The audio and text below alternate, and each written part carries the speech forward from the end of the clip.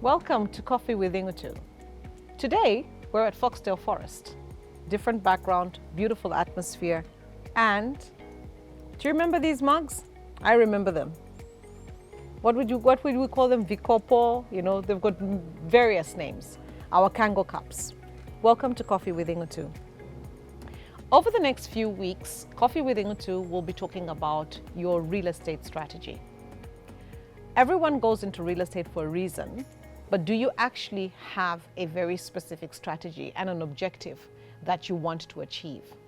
People will always talk about the vision and how they envision themselves owning multiple real estate because that is in our culture. But do you have a strategy in terms of exactly what type of real estate you're going to go into and when you should enter that particular segment of the market? So today, I'm going to share with you a few basics that you should be looking at when you're looking at developing your real estate strategy. The first one is, what segment would you like to start in? Because if you're looking at developing a portfolio, what would you like your portfolio to consist of? Are you looking at residential, commercial, and industrial, or strictly residential and into different segments? So the first decision, as I said earlier, is what segment are you going to be operating in?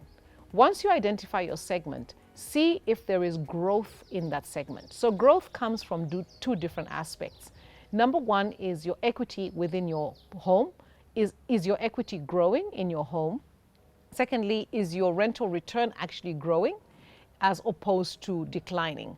I know that these are terminologies people will look and think, this is COVID, rents are coming down. However, it's not always going to be this way, because in every market you have a dip and an up. It's about when you're going into the market. So in developing your real estate strategy, for today's lesson is determine which market you're going to enter and study the trends, what the rentals have been performing, how the prices have been performing over a long period of time. Do not look at it over the last 24 months because these are an exceptional 24 months, but look at it over a 10-year period. How has that particular segment evolved in the last 10 years?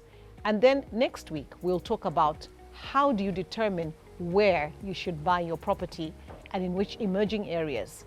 So thank you for joining me with Coffee with Inutu with a twist today. Thank you.